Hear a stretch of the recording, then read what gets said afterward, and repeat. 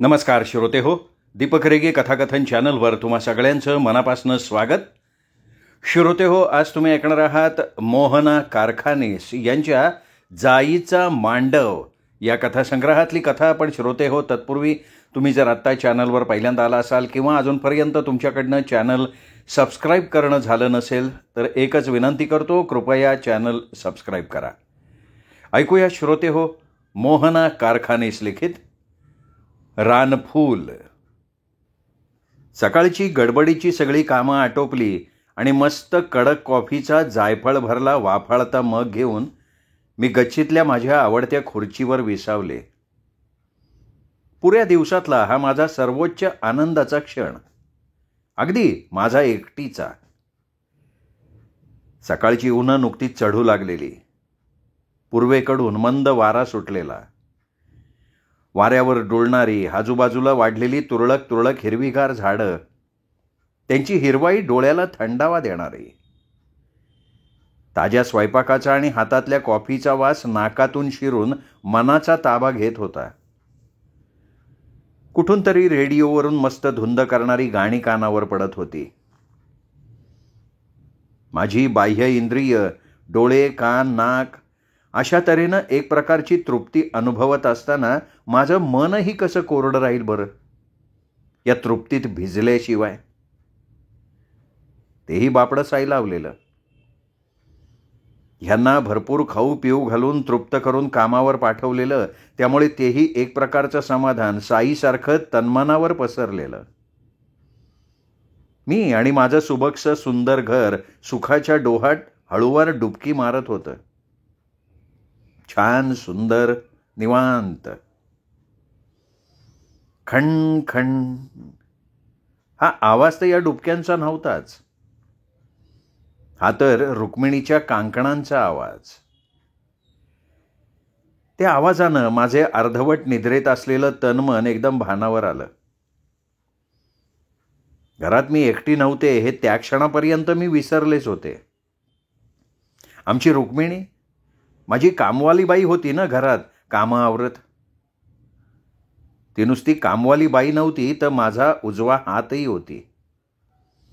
सडपातळ काळी सावळी, दोन्ही हातात हिरवी कांकणं भरलेली, लाल, निळं किंवा तत्सम रंगाचं भडकसं पातळ नेसलेली. लांब केसांचा भरपूर तेल लावून आंबाडा घातलेला असे. कितीही काम केलं तरी तो सुटत नसे. तोंडात कधीतरी जर्दा भरलेला असे, हे नाव मला तिच्याकडनंच पहिल्यांदा कळलं. पण रुक्मिणीची गावढळ भाषा सोडली तर ती खूप सुसंस्कृत, सुज्ञ होती. तिच्या चेहऱ्यावर सात्विकपणा होता. माझ्या घरी आल्यापासनं कामाचा बहुतांशी भाग तिने आपल्या काटक खांद्यावर पेललेला होता. घरातली स्वच्छ लखलखीत भांडी, आरशासारखी चकाकणारी फरशी याचा पुरावाच देत असत. रुक्मिणीचे काळे सावळे लांबसडक हात कामाला लागले की काही मिनिटात मोठमोठी कामं हातावेगळी होत. दिवसातून 5-6 कामं आटोपून दुपारच्या वेळेला ती तिच्या घरी जाई. तिचं घर अगदी आमच्या नजरेसमोर होतं. आमच्या कॉलनीला जोडून असलेला रहदारीचा रस्ता ओलांडला की आदर्श नगरातली छोट्या बसक्या घरांची रांग सुरू होई. त्यातलं पहिलंच घर रुक्मिणीचं. नीटनेटकं, बैठं. दारात एक छोटीशी कुंडी लक्ष वेधून घेई. विशेषतः त्यातलं छोटंसं तुळशीचं झाड, हिरव्यागार गोल गोल पानांचं. घरातली स्वच्छताही लक्ष वेधून घेणारी. रुक्मिणीचा नवरा म्युन्सिपाल्टीत कसलंसं काम करी. आश्चर्य म्हणजे त्याला कसलीही व्यसनं नव्हती. सकाळी जाऊन संध्याकाळी वेळेवर घरी परत येणारा त्या वस्तीतला एकमेव माणूस. घरात येणारं वेतन तुटपुंज होतं, पण समाधान भरपूर होतं. रुक्मिणी दिवसभर मेहनत करून घरातल्या मिळकतीत भर घाली. या दोघांच्या संसारात एकुलतं एक चिमुकलं फूल फुललेलं. 5 वर्षांची तुळसा. तुळसाच्या पाठीवर झालेली 2 मुलं दगावलेली, म्हणूनच रुक्मिणीनं पाळणा कायमचा थांबवलेला. तुळसा हे त्यांचं एकुलतं एक कोकरू. त्यामुळे दोघांचाही जीव तिच्यात गुंतलेला. कुरळे कुरळे काळेभोर केस, गोल गोल मोठमोठे डोळे, हसणं अगदी निर्व्याज, खळखळणारं. पण रुक्मिणीची मुलगी या पलीकडे माझं तिच्याशी फार देणं घेणं नव्हतं. तशी मला मुळातच मुलांची आवड कमीच. त्यातच तुळसा कळकट्ट, शेंबडी, अवतीभोवती लुडबुडणारी, ढोपर भरपूर. या पलीकडे मी तिला विशेष किंमत देत नसे. संधी मिळाली की रुक्मिणीची तुळसाबद्दलची स्वप्न रंगवणं चालू होई. ताई, माझी तुळसा लय हुशार आहे. या पोरीला लिहा वाचायला शिकवून तुमच्यावानी मोठी करायची आहे आम्हाला. आतापर्यंत लय धुनी भांडी केली हो. आता माझी तुळसा मला यातनं बाहेर काढीन बघा. माझं सपानच येते. असं काही बाई बडबडत रुक्मिणीची टकळी चालू होई. मी तिच्या बोलण्याकडे लक्ष आहे असं दाखवत नुसतंच हूं हूं करत असे, कारण अशा वेळी रुक्मिणीचा कामाचा हात अगदी जोरात चाले आणि मला काय तेच हवं होतं ना. तुळसा शाळेतून आली की कधीतरी रुक्मिणीबरोबर माझ्या घरी येई. माझ्या घरातली तिची एंट्री अर्थातच मला मुळीच आवडणारी नव्हती. तिचे कपडे कधी मळलेले असत तर कधी नाकातले मोती बाहेर डोकावत असत.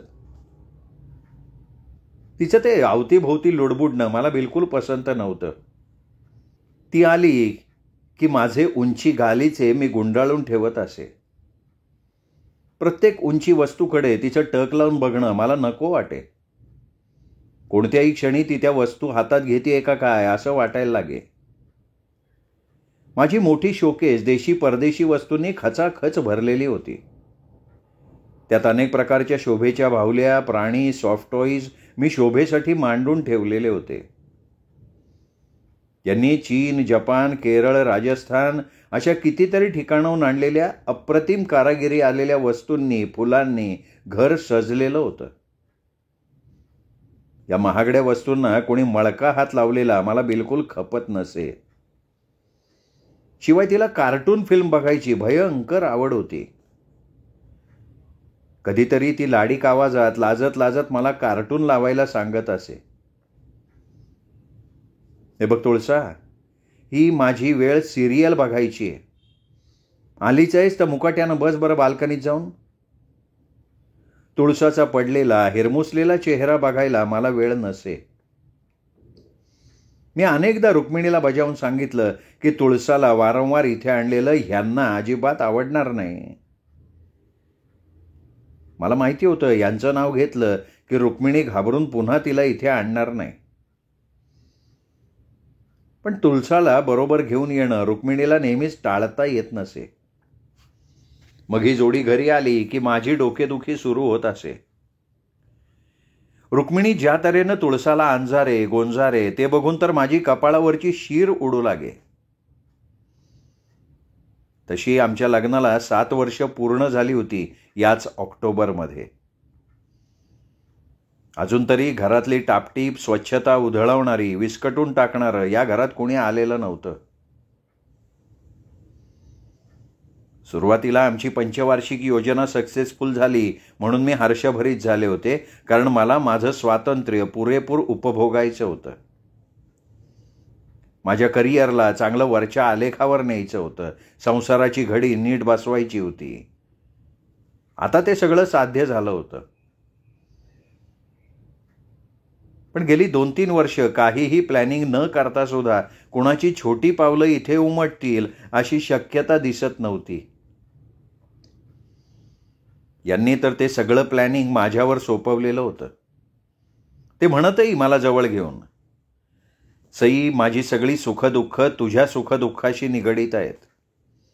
तुला पाहिजे तेव्हा तुझ्या या घरात चिमुकल्या फुलाचं स्वागत करूया, कारण शेवटी सगळा संसार तुलाच सांभाळायचा आहे. खरंच हे खूप समजूतदार, मनमिळाऊ होते. पण अलीकडे मला वाटे की ती वेळ कधी येणारच नाही, कारण मी काही मुलासाठी आसुसलेली वगैरे नव्हते. कदाचित मनात खोलवर दडलेल्या इच्छा, आकांक्षा कुठेतरी खऱ्या होत असाव्यात. असो, तर माझ्या मनाची जडणघडण तरी मला तरी कुठे नक्की कळली होती. त्या दोघी मायलेकींना बघून कधी वाटे तुळसाचे खूप लाड करावेत, तर कधी ती नजरेसमोर सुद्धा नको वाटे. एक गोष्ट मात्र खरी की रुक्मिणी तुळसाला घेऊन निघून गेली की मग मात्र माझं मन कातर होत असे. एक प्रकारची टोचणी लागून राही मनाला. वाटायचं तुळसाला हिडीस फिडीस करून कुठेतरी आपलं चुकतंय. माझ्या संसारात मला काय कमी होतं? भरपूर पैसा, बँक बॅलन्स, करिअर, सुंदर घर, मनाजोगता नवरा. मग हृदयात सळणारा हा काटा, तो तर सलतच होता मधून मधून. असेच दिवसामागून दिवस पळत होते. माझ्या सुरक्षित सरळमार्गी आयुष्यात एक रात्र अशी आली की हृदयात सळणाऱ्या त्या काट्याचा पुरता बिमोड झाला. त्या मध्यरात्री अचानक कर्कश टायर्सच्या आवाजानं आणि त्यापाठोपाठ किंकाळ्या आणि कोलाहलानं आम्ही दोघे खडबडून जागे झालो. हे ताबडतोब टॉर्च घेऊन बाहेर धावले. त्यांच्या मागोमाग मीही माझा नाईट ड्रेस आवरत व्हरांड्यात जाऊन उभी राहिले. बाहेरच्या अंधारात डोळे फाडून बघत राहिले तर वस्तीसमोर एक ट्रक पार उलटा पालटा झालेला दिसला. वस्तीतली माणसं हळूहळू त्या ट्रक समोर जमत होती. गर्दी वाढत होती. रुक्मिणीच्या घरासमोर वाढणारी गर्दी पाहून डोक्यात नको ते अभद्र विचार आले. दुर्दैवाने ते सगळे दुष्ट विचार खरे ठरले. यांनी घटनास्थळी जाऊन माहिती आणली ती धक्कादायक होती. रात्री कोणी बिगडी हुई बाप की औलाद दारूच्या नशेत कार चालवत त्या रस्त्यावरनं गेली. त्या नशेतल्या अंधाधुंद गाडी चालवणाऱ्या चालकानं रस्त्यातून गाडी सरळ न नेता बाजूला उभ्या असलेला ट्रकलाच धडक दिली. दुर्दैवानं त्याचवेळी ट्रकच्या पलीकडे रुक्मिणीचा नवरा लघुशंका करायला गेला होता. वस्तीतल्या लोकांना ती सवयच असते. कारच्या जबरदस्त आदळण्यानं ट्रकची तर पार वाट लावलीच, पण त्या धडकीनं रुक्मिणीच्या नवऱ्याचाही पार चोळामोळा केला. बिचारा या जगातून एका क्षणात नाहीसा झाला.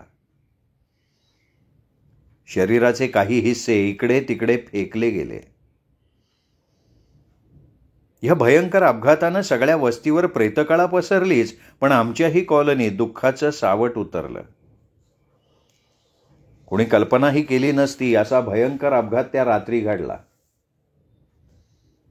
त्यामुळे रुक्मिणीच्या उबदार घरट्याची काडी काडी उसवली गेली. रुक्मिणीच्या नवऱ्याचा खुनी एका मोठ्या आसामीचा मुलगा असल्यामुळे कायद्याच्या कचाट्यातून सहज सुटला. पोलीस तपास, कोर्ट, कचेरी कशाचाही उपयोग झाला नाही.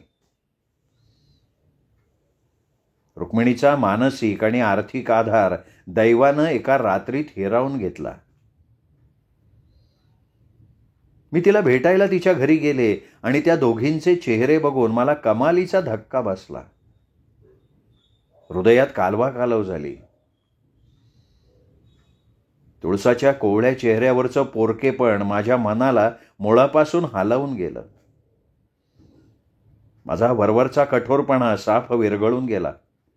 वाटलं त्या क्षणी तिला जवळ घ्यावी, तिच्या निरागस चेहऱ्यावरचं निर्व्याज हसू परत आणावं, त्या दोघींना आधार द्यावा.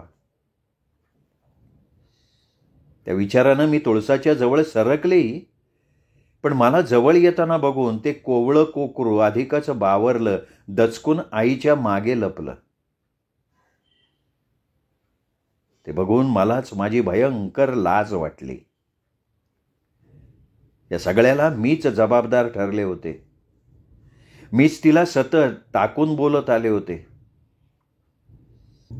अचानक पावसाची झड येऊन चिंब करून जाते तसे माझ्या मनातले अचानक बदललेले भाव त्या अजाण जीवाला कसे कळणार?